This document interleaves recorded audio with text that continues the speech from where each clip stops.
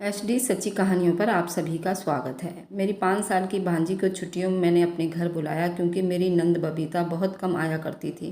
वह आसाम में रहती थी और मैं दिल्ली में रहती थी। हम दोनों आपस में बहुत कम ही मिलते थे, एक दूसरे को देखने के लिए तरस जाते थे। उसकी 5 साल की बेटी मुझसे शिकायत कर रही थी, मामी जी, मेरी मम्मी मुझसे ज़्यादा मेरे भाई को प्यार करती है। मैं कोई चीज़ मांगूँ तो पहले भाई को मिलती है, उसके बाद मुझे मिलती है।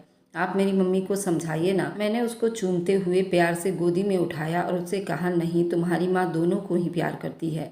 मैं प्यार करने वाली देवी है।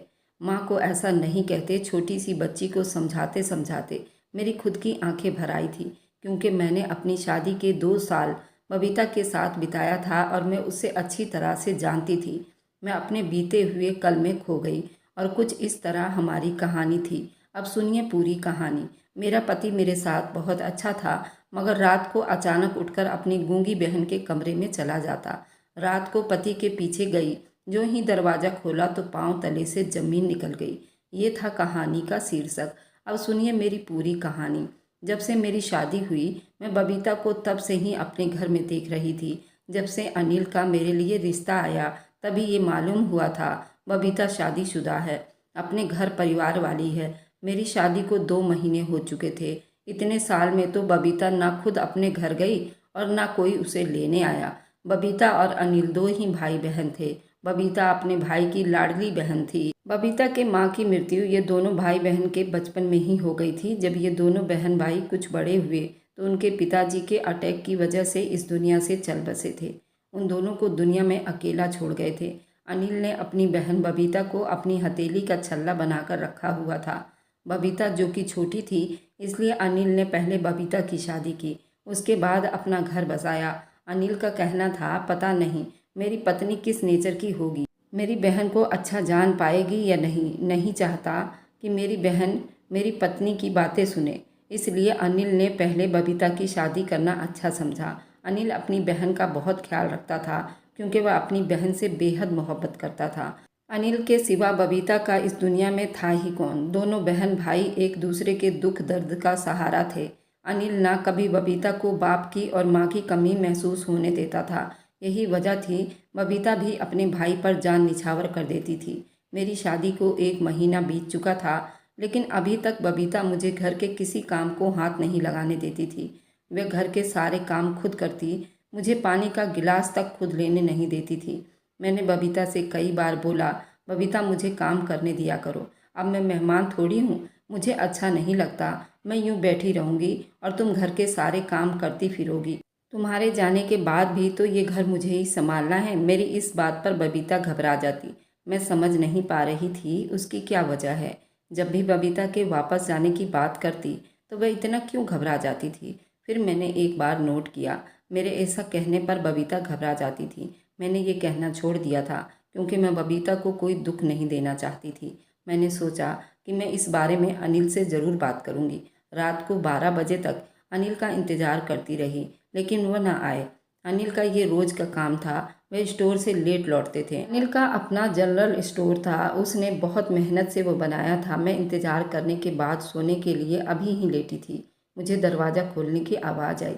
मैं जल्दी से उठकर बाहर आई तो मैंने देखा अनिल अपनी बहन के कमरे से निकल रहे हैं। ये देखकर मुझे बहुत गुस्सा आया कि मैं कब से इंतज़ार कर रही हूँ और ये अपनी बहन के कमरे में बैठे हुए थे। अनिल मुझे देखकर मुस्कुराने लगे, फिर मेरी तरफ को आने लगे। मैं दूसरी तरफ मुंह करते हुए बोली, मैं कब से आपका इंतज़ार कर रही हूँ, मुझे ये तक मालूम नहीं कि मेरे पति घर में ही मौजूद हैं। तो अनिल बोला, मैं बबीता के पास चला गया था, सोचा कि कुछ देर बैठकर बातें ही कर लूँ। तो मैं बोली, आप बबीता से क्या बातें करेंगे, वह तो गूंगी है। अनिल को मेरी ये बात बहुत बुरी लगी थी। वह गुस्से से डांटता हुआ मुझ पर चिल्लाया। उस रात मैं अनिल से बबीता के बारे में बात करना चाहती थी, लेकिन ना कर पाई, क्योंकि अनिल तो अपनी बहन को गूंगी कहना बहुत बुरा लग गया था। उस रात अनिल ने मुझसे कोई बात नहीं की थी और करवट लेकर सो गया। मैं सोचने लगी, गूंगी है तो गूंगी ही कहूँगी ना, उसमें बुरा मानने वाली कौन सी बात थी। मैं भी एक तरफ करवट लेकर चुप हो गई और सो गई, क्योंकि मैं नहीं चाहती थी कि अनिल का मूड और ज़्यादा ख़राब हो। अगले दिन मैं जल्दी से उठी ताकि अनिल के लिए नाश्ता और कपड़े रेडी कर सकूं। फिर फ्रेश होने के बाद कमरे से बाहर निकलने लगी तो बबीता नाश्ता लेकर कमरे में आई और इशारे से बोली, भाभी आप और भाई नाश्ता कर लीजिए, मैं अभी भाई के कपड़े प्रेस करके लाती हूँ। मैं हैरानी से कभी बबीता को कभी नाश्ते की तरफ देख रही थी। मैंने तो सोचा था आज खुद अपने हाथों से अनिल के लिए नाश्ता बनाऊंगी तो वे खुश हो जाएंगे, मगर ये बबीता तो पूरे घर पर कब्जा करके बैठी हुई थी। मैं चुप से नाश्ते का ट्रे पकड़ लिया और टेबल पर रखने के बाद अनिल को जगाया। अनिल के फ्रेश होकर आने के बाद हमने नाश्ता करना शुरू कर दिया। अभी अनिल ने पहला निवाला ही खाया था। बोले, बबीता के हाथ में बहुत जादू है। मेरा मुंह हैरानी से खुला का खुला ही रह गया। अनिल तो सो रहे थे, उन्हें कैसे पता कि नाश्ता मैंने बनाया है या बबीता ने? मुझे हैरानी में डालकर अनिल बोले, मैं जानता हूँ कि तुम क्या सोच रही हो। तो मैंने जल्दी से अपना सर झटकते हुए बोली, मैं क्या सोच रही हूँ? यही ना कि तुम्हें कैसे पता ये नाश्ता कैसे बनाया? तो वह बोले, हाँ, क्योंकि ऐसा नाश्ता सिर्फ बबीता ही बना सकती है, क्योंकि उसके हाथ का स्वाद बिल्कुल अलग है और बड़ा ही लाजवाब है। ठीक है, ज़्यादा तारीफ ना करो, ऐसा नाश्ता तो मैं भी बना सकती हूँ। तो अनिल बोले, मैंने शुरू से ही बबीता के हाथ का पका हुआ खाना खा रखा हूँ, इसलिए मुझे अच्छे से पहचान है। और फिर खाने में टेस्ट के साथ साथ बबीता का भरपूर प्यार भी तो होता है। कुछ देर के बाद बबीता अनिल के कपड़े लेकर आई। बबीता के हाथ में एक कागज़ का टुकड़ा था जो उसने अनिल की तरफ बढ़ाया और न जाने इशारों से क्या बोली कि अनिल समझ गए। अनिल ने कागज़ का टुकड़ा जल्दी फोल्ड करके अपनी जेब में डाल लिया और बोला, ठीक है बबीता, मैं शाम को आते हुए ये राशन ले आऊँगा। ये सब देखकर मुझे बहुत गुस्सा आया। घर की मालकिन मैं हूँ या बबीता? उसे ज़्यादा मालकिन बनना है तो अपने घर में जाकर बनना चाहिए। मैं भी उस दिन से ये तय कर लिया कि घर के सारे काम मैं खुद करूँगी और रात का खाना भी खुद अपने हाथों से बनाऊँगी। देखना अनिल खुश हो जाएंगे। अनिल को भी तो पता चले कि किसके हाथ से ज़्यादा स्वादिष्ट खाना बनता है। बबीता ने घर के सारे काम निपटाए और मैं शाम के खाने की तैयारी करने लगी। अभी खाना तैयार नहीं हुआ था, अनिल आ गए। अभी वे आकर बैठे ही थे कि बबीता ने जल्दी से पानी दिया। मैंने अनिल से पूछा, सब ठीक तो है ना? आज आप इतनी जल्दी आ गए? अनिल कहने लगा, जाओ तुम जल्दी से तैयार होकर आओ, आज हम खाना बाहर खाएंगे। मैं बोली, लेकिन अनिल मैंने तो आज खुद अपने हाथों से खाना बनाया है जो कि आपकी पसंद का है। तो अनिल बोला, बबीता है ना घर पर, वह खा लेगी। वैसे भी हमारी शादी को काफ़ी दिन हो चुके हैं, हम कहीं घूमने फिरने के लिए नहीं गए। मेरे तो दिमाग में भी ये बात नहीं था, ये तो मुझे बबीता ने कहा। आप भाभी को कहीं घुमाने के लिए बाहर ले जाइए। मैं गुस्से से बबीता की तरफ देखने लगी। मुझे लगा शायद वे चाहते ही नहीं अनिल मेरे हाथ का खाना खाएं, मेरी तारीफ़ें करें। सारी तारीफ़ें वो खुद समेटना चाहती है। अनिल बोला, जाओ ना जल्दी से तैयार होकर आओ। मैं तैयार होने के लिए कमरे में आई तो मुझे करंट जैसा लग गया। जब मैंने देखा कि मेरा ड्रेस अलमारी के साथ हैंगर में प्रेस करके लटका हुआ था, मुझे बहुत गुस्सा आया। अब बबीता फैसला करेगी हमें कब बाहर जाना चाहिए और मुझे कौन सा ड्रेस पहनना है, जबकि वह ड्रेस बहुत प्यारा था और मुझे पसंद भी था, लेकिन मैंने वह ना पहना। जब मैं तैयार होकर नीचे गई तो अनिल बोला, वह जो मैंने तुम्हें शादी के बाद ड्रेस गिफ्ट किया था ना, वह क्यों नहीं पहनी? तो मैं चुप रही। अनिल बोला, जाओ ना वह ड्रेस पहन कर आओ, तुम पर बहुत सूट करेगा। मैंने बहुत शौक से तुम्हारे लिए खरीदा था। मैं वापस कमरे में आ गई। वह ड्रेस ना चाहते हुए भी पहन कर आई, क्योंकि मैं अनिल को मायूस नहीं करना चाहती थी। फिलहाल अनिल बहुत अच्छे मूड में थे, लेकिन जब वह हर बात में बबीता को ले आते थे तो मुझे गुस्सा आ जाता था, क्योंकि मुझे बबीता से बहुत चिढ़ होने लगी थी। मुझे लगता था जैसे वो मेरे घर पर कब्जा करके बैठ गई है। जब मैं वह ड्रेस पहनकर आई तो अनिल ने जी भरकर मेरी तारीफ़ की तो मुझे खुद में ही शर्म महसूस होने लगी। शायद मैं बबीता के बारे में गलत सोचती हूँ, क्योंकि वह ड्रेस बबीता ने ही मेरे लिए निकाल कर प्रेस किया था और उसने ही अपने भाई को बोला था वह मुझे बाहर लेकर जाए। उस दिन मैं और अनिल बाहर गए और हमने खूब इंजॉय किया। अनिल ने मुझे खूब सारी शॉपिंग करवाई, लेकिन शॉपिंग के बीच अनिल बबीता को ना भूला। जो जो अनिल ने मुझे लेकर दिया वही सब कुछ अपनी बहन के लिए भी लिया। शॉपिंग करते करते टाइम काफ़ी हो चुका था। जब हम घर वापस आ रहे थे तो मैंने बबीता के बारे में अनिल से बात की। बबीता कब तक अपने घर वापस चली जाएगी? तो मैंने देखा अनिल के माथे पर गुस्से की लहर दिखाई दे रहे थे। वह बोले, क्यों, तुम्हें बबीता को हमारे साथ रहने पर कोई एतराज़ है? तो मैंने कहा, नहीं, कोई एतराज़ तो नहीं, लेकिन वह शादीशुदा है, उसे अपने घर रहना चाहिए। जब से हमारी शादी हुई है वह हमारे घर पर ही रह रही है। तो अनिल बोले, सिर्फ तुम्हारा ही घर नहीं, बल्कि जितना इस घर पर तुम्हारा हक है उतना ही बबीता का भी है। तो मैं बोली, लेकिन अनिल तो मेरी बात काटते हुए गुस्से से बोला, आज तुमने ये बात कर दी, दोबारा कभी भी तुम्हारे मुंह से ऐसी बात ना सुनो। क्योंकि मैं अपनी बहन के मामले में कोई भी बात बर्दाश्त नहीं करूँगा और वैसे भी मेरी बहन मुझ पर बोझ नहीं है। वह जितने दिन चाहे यहाँ पर रह सकती है, जब उसका दिल करेगा वह अपने घर चली जाएगी। मैं चुप हो गई क्योंकि मैं जानती थी अनिल अपनी बहन के बारे में कभी भी कोई बात बर्दाश्त नहीं करेगा, इसलिए मैंने चुप होने में ही अपनी भलाई समझी। घर लौटते हुए हमें काफ़ी रात हो चुकी थी और सर्दी बहुत ज़्यादा थी। गर्म कपड़े पहनने के बावजूद भी हमें बहुत सर्दी लग रही थी। हम तर-तर काँप रहे थे। वह तो कृपा थी बबीता ने मुझ पर गर्म शॉल उड़ा दी थी, वरना पता नहीं सर्दी से मेरा क्या हाल होता। अभी हम लोग पहुँचे ही थे। बबीता ने जल्दी हीटर जलाया और हम दोनों के लिए चाय बनाई। चाय पीने के बाद जल्दी से बिस्तर पर लेट गई। मुझे पता ही नहीं चला मैं कब नींद की गहराइयों में चली गई। आधी रात को जब मेरी आँख खुली तो मैंने देखा अनिल मेरे बगल में मौजूद नहीं है। मुझे लगा शायद वो वॉशरूम गए होंगे। काफ़ी देर बीत जाने के बाद भी जब अनिल ना आए तो मेरे दिमाग में शक पैदा होने लगा, बबीता के कमरे में होंगे। अभी मैं ये सोच ही रही थी कि अनिल मुझे बाहर से आते हुए दिखाई दिए। मैंने कहा, अनिल आप कहाँ गए थे? वह भी आधी रात को? सब ठीक तो है ना? अनिल बोला, कुछ नहीं, बस ऐसे ही दिल घबरा रहा था तो मैं बाहर हॉल में घूमने चला गया था। मैंने अपने ऊपर कंबल ओढ़ते हुए बोली, हॉल में गए थे या फिर बबीता के पास? मैंने तो अपने मुंह में बड़बड़ाया था, लेकिन अनिल ने मेरी बात सुन ली। वह बोला, अगर मैं उससे मिलने चला भी जाऊं तो उसमें कौन सी बुराई है? तुम्हें आखिर बबीता से कोई समस्या है? वो बेचारी तुम्हें कुछ कहती भी नहीं और ना तुम्हें घर का कोई काम करने को कहती है। वह तुम्हारी नौकरानी बनकर इस घर में रह रही है, लेकिन फिर भी तुम उसे खुश नहीं हो। जिस दिन वह इस घर से चली जाएगी पूरा घर की जिम्मेदारी तुम पर आ जाएगी। उस दिन तुम्हें पता चलेगा। मैं बोली, अच्छा ज़्यादा तरफदारी ना करो अपनी बहन की और सो जाओ। रात काफ़ी हो चुकी है। सुबह को जब मैं उठी तो अनिल स्टोर पर जा चुके थे। मुझे टाइम का अंदाज़ा नहीं हुआ। कुछ देर के बाद बबीता नाश्ता लेकर कमरे में आ गई तो मैं बोली, बबीता आज के बाद मेरा नाश्ता मेरे कमरे में मत लाना। जब मेरा दिल करेगा मैं नाश्ता ले लिया करूँगी। मैं कोई अपाहिज थोड़ी हूँ और ना मैं तुमसे अपनी सेवा करवाना चाहती हूँ। अगर तुम्हें सेवा करने का इतना ही शौक़ है तो बस अपने भाई की ही कर लिया करो। आज के बाद मेरा कोई काम करने की ज़रूरत नहीं है। बबीता हाथों का इशारा करती रही, लेकिन मैं उसको कोई भी बात समझाने को तैयार नहीं थी। मैंने उसे साफ शब्दों में बता दिया कि ये घर मेरा और मेरे पति का है। यहाँ सिर्फ मेरी ही मर्जी चलेगी। बबीता के जाने के बाद मैं फ्रेश होने के लिए उठी तो मुझे एकदम से चक्कर आया और मैं दोबारा बेड पर गिर गई। मुझ में उठने की हिम्मत भी नहीं थी। मुझे समझ नहीं आ रहा था ये मुझे क्या हुआ। रात तक तो मेरी तबीयत बिल्कुल ठीक थी, लेकिन अचानक पता नहीं मुझे क्या हो गया।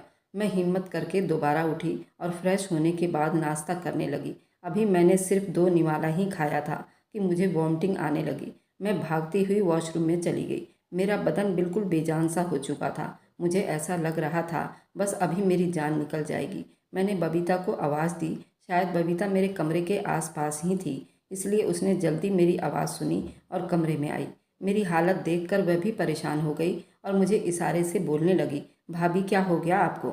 मैं बोली, पता नहीं, तुम बस जल्दी से अपने भाई को फ़ोन कर दो, वो मुझे डॉक्टर के पास ले जाएंगे। बबीता ने जल्दी से अनिल का नंबर डायल किया और मोबाइल मेरे कान को लगा दिया।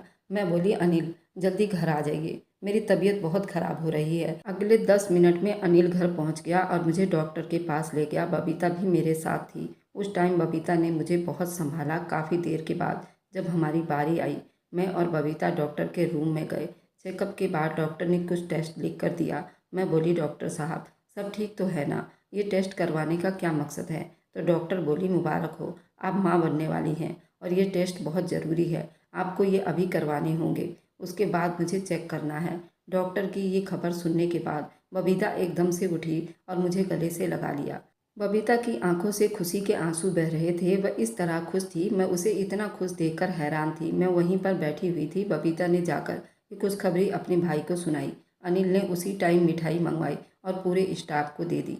बबीता अनिल को बोली, भाई आप भाभी के टेस्ट करवा लीजिए, मैं घर जा रही हूँ। मैं अनिल से बोली, देखो जिस टाइम मुझे बबीता की ज़रूरत थी उस टाइम वो मुझे छोड़कर चली गई।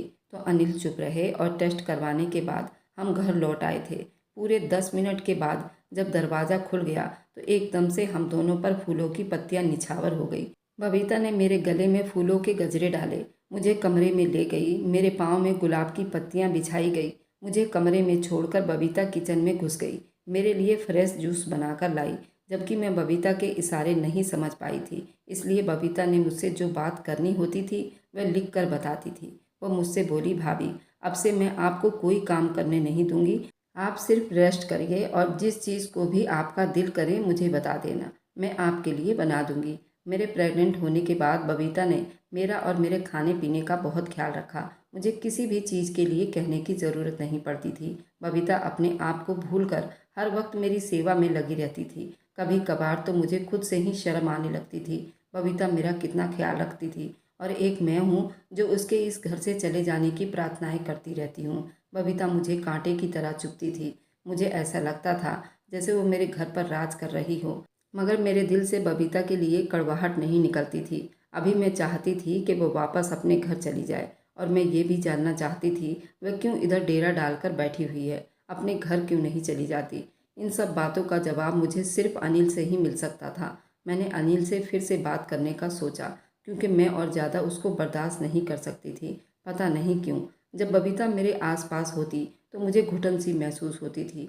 रात को जब अनिल थके हारे स्टोर से आए, बबीता ने जल्दी से अनिल के लिए खाना गर्मा गर्म लेकर आई। अनिल मुझसे बोले, क्या तुमने खाना खा लिया? मैंने ना चाहते हुए भी झूठ बोल दिया कि मैंने तो अभी तक खाना नहीं खाया है।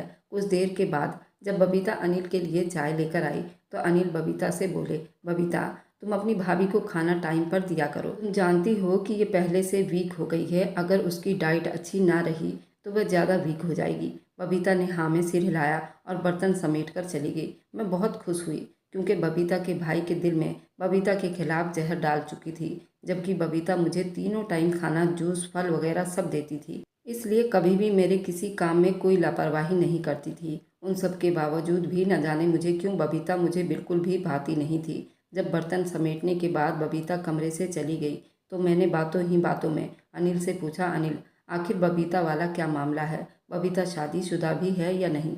अगर है तो उसका पति कहाँ है? क्यों वह बेचारी इधर ही पड़ी हुई है? तो अनिल बोला, वह बेचारी नहीं, मेरी बहन है। अगर तुम इस मामले से दूर रहो तो तुम्हारे लिए बहुत अच्छा होगा। तुम्हें क्या समस्या है? बबीता से वह तुम्हारी इतनी देखभाल करती है, फिर भी न जाने क्यों तुम उसके पीछे ही पड़ी हुई हो। और आखिर तुम चाहती क्या हो? यही ना कि वह इस घर से चली जाए? तो मेरी एक बात कान खोल कर सुन लो, मेरी बहन का जब तक दिल करेगा वह यहाँ रहेगी। कोई उसे इस घर में रहने के लिए नहीं रोक सकता, क्योंकि ये जितना मेरा घर है उतना ही उसका भी है। मैंने कुछ कहने के लिए अभी मुंह खोला ही था, अनिल बोले, बस करो, मैं इस बारे में और कोई बात नहीं सुनूंगा। अच्छा होगा इस मामले में मत पड़ो। ये कहते हुए अनिल घर से बाहर चले गए और मैं बबीता को इस घर से बाहर निकालने की तरकीब सोचने लगी। मेरा दिमाग मुझे बार बार उस्का रहा था मैं उसे घर से निकाल दूं, लेकिन दिल था ये सब करने को तैयार नहीं था। मैं अजीब कसमुकस से दो चार थी। जब मुझे कुछ समझ ना आया तो मैं लेटी हुई अनिल का इंतज़ार करने लगी। इस इंतज़ार में मुझे पता ही नहीं चला मैं कब नींद की वादियों में चली गई।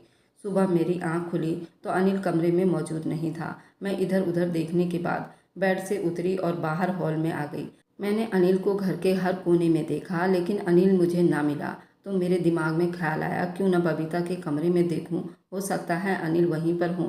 अभी मैं बबीता के कमरे के कुछ ही दूरी पर थी कि मुझे कमरे से कुछ बातें करने की आवाज़ आने लगी, ऐसे कि जैसे कोई बहुत धीरे धीरे बातें कर रहा हो। मैं सोच में पड़ गई, यहाँ इस टाइम कौन हो सकता है? बबीता के साथ। लगता है कमरे में कोई तो है जिसकी आवाज़ यहाँ मुझे सुनाई दे रही है। धड़कते हुए दिल के साथ मैंने दरवाजे के हैंडल पर हाथ मारा और एकदम से दरवाज़ा खोल दिया।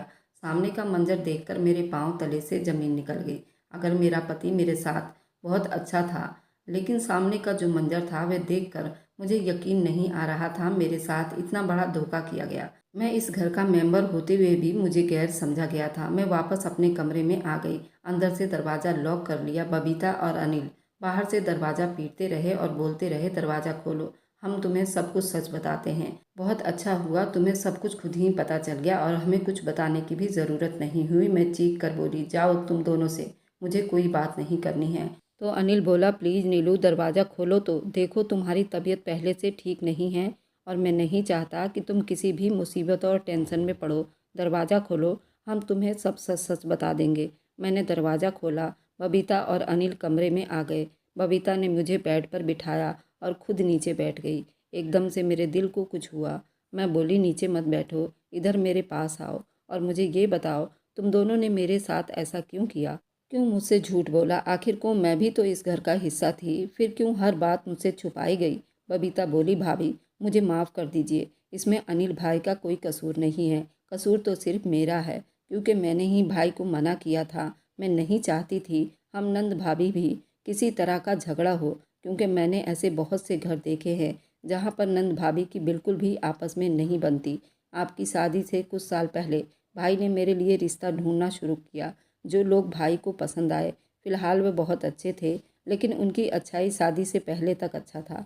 अभी मेरी शादी को सिर्फ 1 साल ही हुआ था। मेरी सास मुझसे बोली, अगर इस बार तुम माँ ना बन सकी तो मैं तुम्हें घर से निकाल दूंगी। मेरे पति के यहाँ होते हुए तो वे कुछ ना कर सकी, लेकिन जैसे ही मेरे पति दुबई चले गए तो उन्होंने मुझे घर से निकाल दिया और कहा कि बहुत जल्द तुम्हें डिवोर्स भी दिलवा देंगे। मैं चुपचाप यहाँ भाई के पास आ गई, लेकिन मेरे पति ने बोला जब वो वापस आएंगे तो मुझे अलग घर में रखेंगे। आपके शादी से पहले मैंने भाई से वादा किया था आप लोगों को यही बताएंगे मैं गूंगी हूँ। ऐसा ही हुआ। भाई ने मेरा भरपूर साथ दिया। जब मैं और भाई होते तो भी भाई से अपने दिल की बातें कर लेती, लेकिन आपके सामने जुबान नहीं खोलती थी, क्योंकि मैं जानती थी नंद और भाभी का रिश्ता बहुत ही नाजुक होता है। मैं नहीं चाहती थी मैं आपके सामने कुछ भी बोलूं, आपको बुरा लगे, इसलिए अच्छाई इसी में था। मैं आपके सामने गूंगी बनकर रहती। और रही बात मेरी यहाँ से जाने की, तो मेरा पति मुझे बहुत जल्द यहाँ से ले जाएगा। मैंने शर्मिंदगी के मारे अपनी नज़रें झुका ली, क्योंकि बबीता का एक एक शब्द बिल्कुल सच था। मैं शुरू से ही यही चाहती थी बबीता वापस अपने घर चली जाए। मेरे आंखों में आंसू आ गए। मैं बोली, बबीता तुम बिल्कुल सच कह रही हो। मैं यही चाहती थी कि तुम अपने घर चली जाओ। तुम्हारा घर बसता हुआ देखना चाहती थी। नंद भाभी का रिश्ता इतना बुरा भी नहीं होता जितना कि हम लोगों ने बना दिया है। मुझे माफ़ कर दो, मैंने तुम्हारे मोहब्बत और बलिदान का ये सिला दिया। बबीता बोली, भाभी कोई बात नहीं, हम इंसान हैं और इंसानों से छोटी मोटी गलतियाँ और भूल चूक हो जाती है। बस आप भगवान से प्रार्थना करें मेरा पति रोहन जल्दी से आए और मुझे अपने साथ अपने घर ले जाए, क्योंकि मैं अब और ज़्यादा आप लोगों पर बोझ नहीं बनना चाहती हूँ। मैं बोली, तुम हम लोगों पर बोझ नहीं हो, बल्कि ये तुम्हारे भाई का घर है। तुम जब तक चाहो यहाँ रह सकती हो। मुझे कभी भी अपनी भाभी मत समझना, क्योंकि तुमने जितना ख्याल मेरा रखा है वह एक बहन के अलावा और कोई नहीं कर सकता। आज से हम दोनों मिलकर काम करेंगे और ये लिखने वाला और इशारों से बात करने वाला ड्रामा बंद करो, क्योंकि अब तो मैं सब कुछ जान चुकी हूँ। बबीता हंसते हुए बोली, अब तो झूठ बोलने का कोई फ़ायदा ही नहीं, क्योंकि आपने मेरा और भाई का झूठ रंगे हाथों पकड़ लिया है। अगले दिन दोपहर का टाइम था। जब दरवाजे पर किसी की आने की आहट हुई। बबीता दोपहर के खाने के लिए किचन में बिजी थी, तो मैंने दरवाज़ा खोला। मेरे सामने खूबसूरत नौजवान लड़का खड़ा था, जिसे मैं बिल्कुल भी नहीं जानती थी। वह कौन है, कहाँ से आया है? मैं बोली, जी आप कौन हैं? आपको किससे मिलना है? तो वह बोला, मुझे बबीता से मिलना है। मैं अपनी कमर पर हाथ रखते हुए बोली, क्यों मिलना है बबीता से? जो भी काम है मुझे बताइए। वो बोला, जो भी काम होगा मैं अपनी पत्नी को ही बताऊंगा। आपको क्यों बताऊं? मैं बोली, पत्नी? कौन पत्नी? इतने में बबीता किचन से बाहर आई। वे बोली, भाभी कौन है दरवाजे पर? मैंने आवाज़ दी, पता नहीं, कोई साहब हैं जो तुमसे मिलना चाहते हैं। अभी शब्द मेरे मुंह में ही थे, वह रोहन को देखकर हक्का बक्का रह गई। रोहन की तरफ मुंह करते हुए बोली, भाभी ये रोहन है। मैं अपनी बेवकूफ़ी पर मातम करने लगी और जल्दी बोली, रोहन अंदर आओ। मैंने इससे पहले तुम्हें कभी नहीं देखा, इसलिए पहचान नहीं पाई। तो रोहन बोला, भाभी आपकी शादी के टाइम में दुबई में था, इस वजह से मुलाकात नहीं हो पाई थी। बबीता से बोला, बबीता जल्दी से तैयार हो जाओ, फिर हम अपने घर चलते हैं। तो बबीता बोली, कौन से घर? वह घर जहाँ से मुझे बेइज्जत करके निकाल दिया गया था, वहाँ हरगिज वापस नहीं जाऊँगी। तो रोहन बोला, नहीं, मैंने तुम्हारे लिए अलग घर ले लिया है, जहाँ सिर्फ मैं और तुम रहेंगे। बबीता बहुत खुश हुई। वे जल्दी से तैयार हुई और रोहन के साथ चली गई। बबीता और रोहन को जाते हुए देख रही थी, साथ में प्रार्थनाएं कर रही थी, भगवान बबीता को ऐसे ही खुश और आबाद रखे। आज इस बात को कई साल बीत चुके हैं। बबीता अब तक माँ नहीं बन पाई है। शादी के पहले साल भगवान ने मुझे 2 जुड़वा बेटों से मेरी झोली भर दी थी, तो अनिल ने एक बेटा बबीता की गोद में डाल दिया और बोला, आज से ये तुम्हारा वारिस है और तुम उसकी माँ हो। कभी भी ये मत सोचना कि तुम बे औलाद हो। बबीता की आंखों से खुशी के आंसू मोतियों की लड़ी की तरह बह रहे थे। उसने अपने बेटे को बहुत प्यार किया, अपने सीने से लगाया। मैं जानती थी कि बबीता अपनी सगी औलाद से भी बढ़कर मेरे बेटे से प्यार करेगी।